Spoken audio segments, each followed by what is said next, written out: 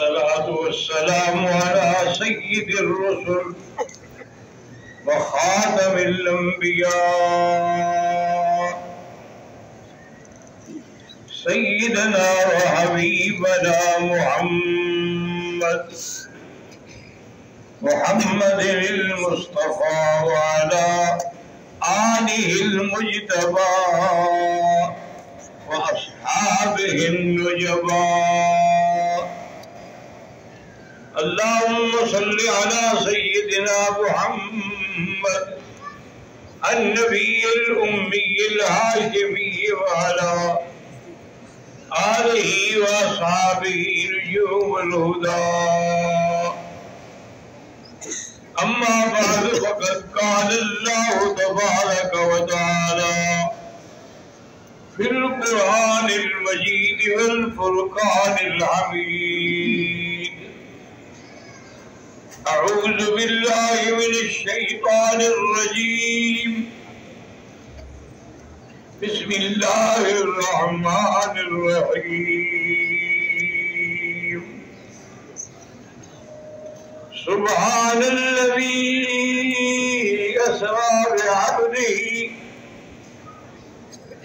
ليلا من المسجد الحرام إلى المسجد الأقصى الذي باركنا حوله لنريه من آياتنا إنه هو السميع البصير. قال النبي صلى الله عليه وسلم: كل أمتي يدخلون الجنة إلا من أبى. قيل من أبى؟ قال من أطاعني دخل الجنة ومن عصاني فقد أبى، أو كما قال النبي المصطفى صلی اللہ علیہ وسلم. برادران اسلام، ہمارے دروس کا سلسلہ جو ہے وہ اشراط ثلاثہ تک پہنچا تھا کہ میرے بہت سارے دوستوں نے مختلف علاقوں سے میسج بھیجے کہ حضرت یہ رجب کا مہینہ ہے اور معراج کی مہینہ ہے، تو آپ مہربانی کر کے اگر معراج کے بارے میں کچھ بیان کر دیں وہ مناسب بھی ہوگا اور موقع بھی ہے. ایک بات یاد رکھیں کہ تمام انبیاء علیہ السلام کے معجزات پر حق ہیں، لیکن سب سے زیادہ معجزات جو ہیں وہ میرے آقا حضرت محمد مصطفیٰ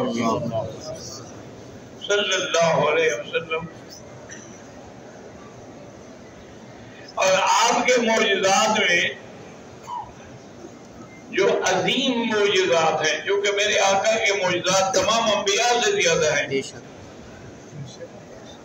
اس لیے کہ آپ کے معجزات جو ہیں وہ اسمی بھی ہیں اور جسمی بھی ہیں. اسم کے بھی معجزات ہیں اور آپ کے جسم مبارک کے بھی معجزات ہیں. اسی طریقے سے حضور صلی اللہ علیہ وسلم کے معجزات ارضی بھی ہیں اور سماوی بھی ہیں. تو آپ کے معجزات کی کوئی حد نہیں ہے، کوئی انتہا نہیں ہے. اور عظیم معجزات میں سے دو معجزات ایسے ہیں جن کی کوئی مثال بھی نہیں ملتی. ایک تو قرآن کریم ہے کہ اس کا آج تک نہ کوئی جواب دے سکا، نہ قیامت تک جواب دے سکے. اللہ نے خود فرما دیا ہے کہ إِن لَمْ تَفْعَلُوا وَلَن تَفْعَلُوا. تم آج تک بھی اللہ کے قرآن کے مقابلے پر ایک آیت نہیں بنا سکے اور اسی طرح قیامت تک بھی نہیں بنا سکے.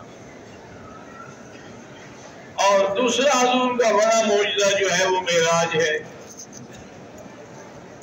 کیونکہ معراج کا معجزہ ایسا ہے کہ جو ارضی بھی ہے اور سماوی بھی ہے. عرضی کا مطلب یہ ہے کہ آپ کا جو سفر ہے مسجد الحرام سے مسجد الاقصی تک یہ عرضی ہے، اور اس کے بعد جو آپ کا عروج ہے وہ سماوی ہے۔ احادیث مبارک میں یہ بڑی تفصیل سے آیا ہے کہ فرشتے آئے اور انہوں نے حضور صلی اللہ علیہ وسلم کو جا کے زمزم کے قریب بٹھا دیا، اور اوپر سے لے کر نیچے تک شق صدر، یاد رکھے شق صدر اور شرح صدر میں بڑا فرق ہوتا ہے۔ علم نشرح لک صدرک وہ شرح صدر ہے، یہ شق صدر جو ہے کم سے کم 5 دفعہ ہوا ہے حضور صلی اللہ علیہ وسلم کا، اس میں سے ایک معراج سے قبل ہے۔ تو جبرائیل و میکائیل نے آ کر آپ کو لٹایا، شق فرمایا، اندر سے آپ کا قلب مبارک نکالا اور اس کو زمزم سے دھویا۔ اس لیے محدثین کہتے ہیں کہ زمزم کا پانی جو ہے وہ حوض کوثر سے بھی افضل ہے، کیونکہ اگر حوض کوثر کا پانی افضل ہوتا تو حضور کے لیے وہ جبرائیل کو لانے میں کیا تکلیف تھی، لیکن اس نے مائے زمزم سے حضور کا دل مبارک دھویا، اور اس کے بعد ملا ہوئی ایمان و حکمت، پھر آپ کے اندر ایمان و حکمت کی جو جواہر تھے وہ بھر دیے، اور پھر ہاتھ لگانے کی دیر تھی کہ وہ سب ٹانکے بھی جڑ گئے، ہر چیز ہو گئی۔ اب حضور صلی اللہ علیہ وسلم کو لے جانے کے لیے براق لائی گئی۔ براق نے جب حضور پاک سوار ہونے لگے تو تھوڑا سا شوخی دکھائی، تو حضرت جبریل نے فرمایا کہ تمہیں پتہ نہیں ہے کہ آج تم پر کون سی سواری سوار ہو رہی ہے، جو اللہ کی مخلوق میں سب سے افضل ہے، تم پھر شوخی دکھا رہی ہو۔ تو اب جناب وہ کام گرا کے کھڑی ہو گئی۔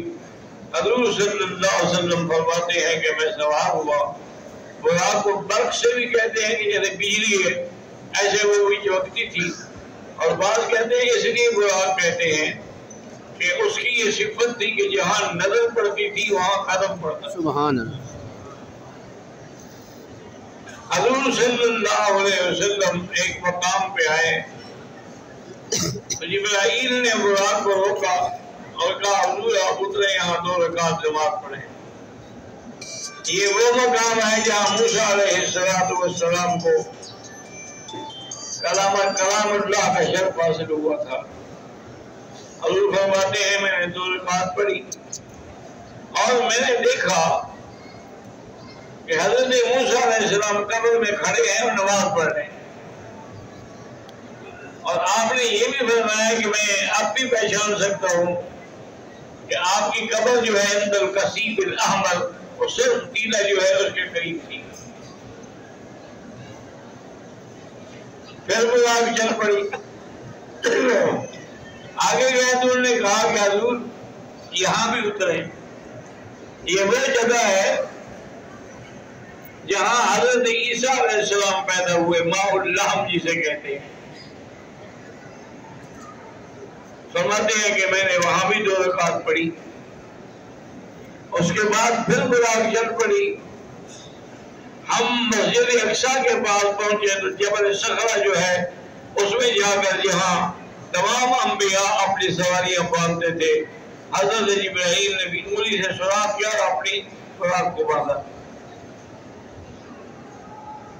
اس کے بعد جب اندر گئے تو تمام انبیاء جو تھے وہ آپ کی انتظار میں تھے، چونکہ اللہ نے ان سے وعدہ لیا تھا وَإِذْ أَخَذَ اللَّهُ مِيثَاقَ النَّبِيِّينَ لَمَا آتَيْتُكُم مِّنْ كِتَابٍ وَحِكْمَةٍ ثُمَّ جَاءَكُمْ رَسُولٌ مُصَدِّقٌ لِّمَا مَعَكُمْ لَتُؤْمِنُنَّ بِهِ وَلَتَنصُرُنَّهُ تو آج وہ تمام انبیاء حاضر ہو کے کھڑے ہو گئے، اس وعدے کو پورا کیا جو عالم ارواح میں ان سے لیا گیا تھا۔ حضور صلی اللہ علیہ وسلم فرماتے ہیں میں بھی آگے کھڑا ہو گیا. اب ہر آدمی اس سوچ میں تھا کہ آج امامت کا شرف کس کو ملتا ہے. شاید آدم کو چونکہ وہ ابو البشر ہے، یا اس کے بعد یہ ہے کہ وہ عیسیٰ کو جو روح اللہ ہے، یا موسیٰ علیہ السلام کو جو کلیم اللہ ہے. سب سوچ رہے ہیں. حضور فرماتے ہیں میں خاموشی سے کھڑا ہوں. جبریل علیہ السلام نے اعلان کیا کہ تمام انبیاء کی خدمت میں میری گزارش ہے، سلط مشرقا و مغربا و شمالا و جنوبا، میں مشرق مغرب شمال جنوب ساری دیکھ ڈالی ہے.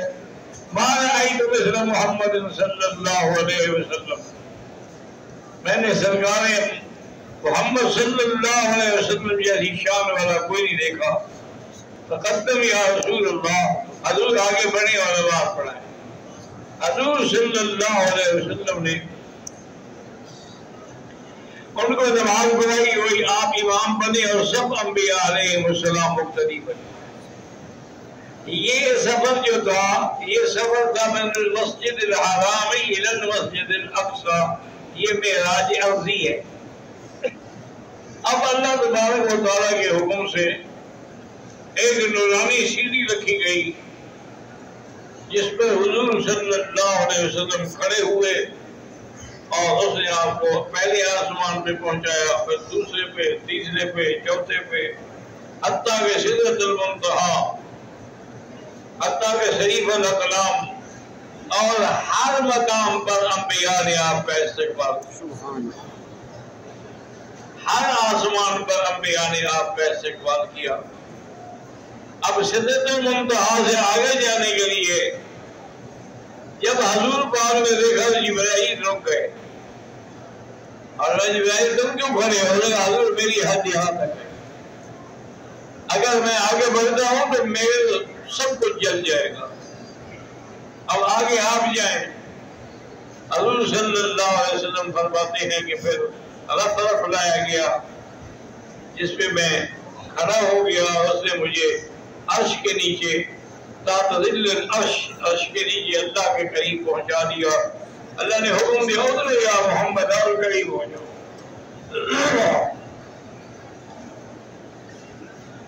اور پوچھا کہ تم میری دربار میں کیا ہدیہ لائے ہو؟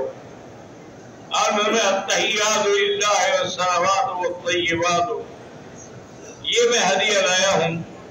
اور میں بھی آپ کو جواب دیتا ہوں، السلام علیک ایھا النبی ورحمۃ اللہ وبرکاتہ.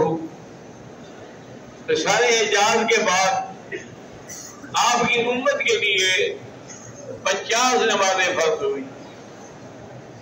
اب حضرت موسیٰ علیہ السلام جب واپس آئے تو حضرت موسیٰ علیہ حضور واپس آئے تو حضرت موسیٰ علیہ السلام سے نکاح ہوا. ان سے فرمایا کہ بھی اللہ نے میری امت پہ 50 نمازیں فرض کی ہیں. انہوں نے کہا ارجع الی ربک، اللہ کی طرف پھر لوٹ جاؤ، فاسألہ التخفیف، اللہ سے تخفیف مانگو. میری امت 3 نمازیں نہیں پڑھتی تھی، آپ کی امت 50 نماز پڑھے گی. حضور صلی اللہ علیہ وسلم واپس گئے، اللہ نے 5 نمازیں معاف کر دی. پھر دوبارہ واپس گئے تو 5 معاف کر دی. آخر 5 بچ گئی. جب 5 رہ گئی، اب بھی موسیٰ علیہ السلام نے کہا کہ واپس جاؤ. انہوں نے کہا نہیں، اب تو مجھے شرم آتی ہے، کتنی میں معافی مانگوں. اور اللہ نے یہ بھی فرما دیا کہ میرے نبی یہ نمازیں 5 ہیں لیکن لکھیں گے ہم 50.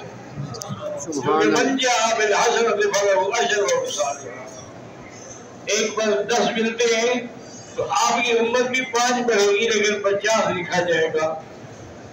اب بعض علماء نے ایک نقطہ بیان کیا ہے کہ ابھی اللہ تبارک و تعالیٰ اگر چاہتے تو پہلی دفعہ ساری معاف کر دیتے. جب حضور معافی مانگنے گئے تھے تو آپ معاف کر دیتے، لیکن ایک دفعہ گئے پھر گئے تاکہ اللہ کے پیغمبر اللہ چاہتے تھے کہ میرے پیغمبر کو یہ 5 دفعہ معراج ہو جائے. صرف ایک معراج نہ ہو بلکہ 5 دفعہ معراج ہو جائے. جتنی دفعہ آئیں گے اتنی دفعہ معراج تصور ہوگا. حضور صلی اللہ علیہ وسلم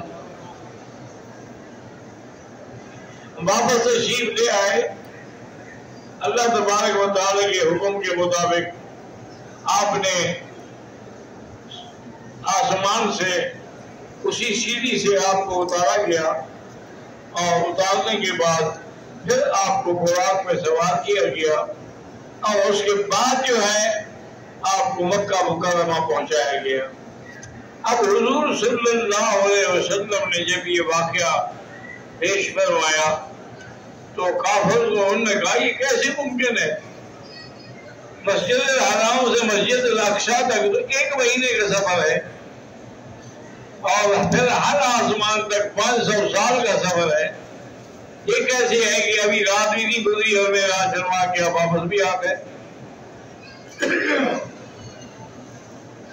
ابو جہل لعین نے آ کے حضرت ابو بکر سے کہا